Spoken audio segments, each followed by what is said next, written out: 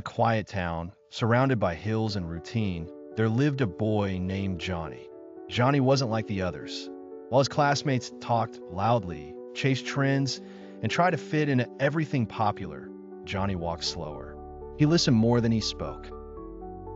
He carried a notebook in his bag filled with words, songs, and thoughts no one had ever seen. He would sit by the window, humming softly to himself, writing verses about feelings too fragile to say out loud. Many didn't understand him.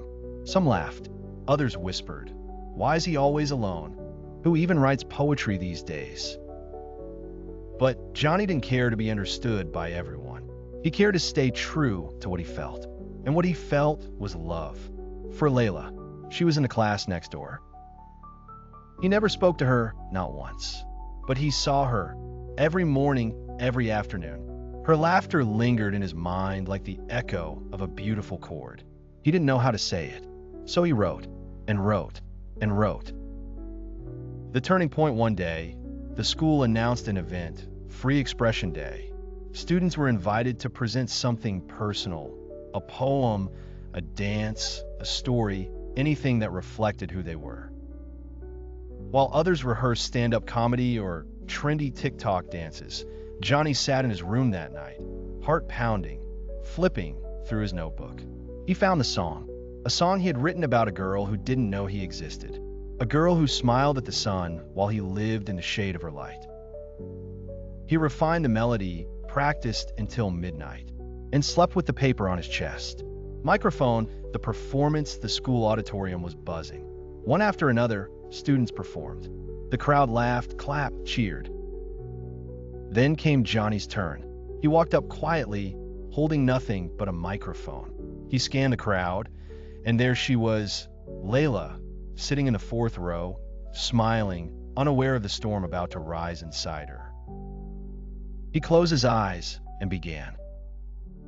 Hoping you'd move to my rhythm without ever knowing where the sound came from. I wrote you 1,000 lines, but they were too shy to leave the page. So here I am, not asking to be seen, just singing, hoping one note might find you. The room fell into stillness. Even the teachers held their breath. It wasn't the perfect voice, it was the realest one. When the song ended, silence reigns, and then thunderous applause. But Johnny didn't look up. He stepped down and walked outside, heart racing. After the storm, later, as students chatted in the hallway, someone gently tapped Johnny on the shoulder. He turned, and it was Layla. Her voice was soft and a little shy. Was that about someone specific?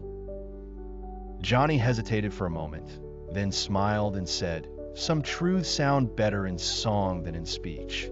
She looked into his eyes, really looked, as if finally seeing him not just as the quiet boy in the corner, but as the heart behind the song. Then, slowly she stepped closer, smiled, and without a word, leaned in and placed a gentle kiss on his cheek. Johnny froze for a moment, stunned. Layla pulled back, still smiling, her eyes kind and warm. Then she whispered, "Thank you for the song." And just like that, she walked away, leaving behind a boy who, for the first time, didn't feel so alone. The final thought, he didn't say he loved her. She didn't say she felt the same. But in that soft kiss, everything was said.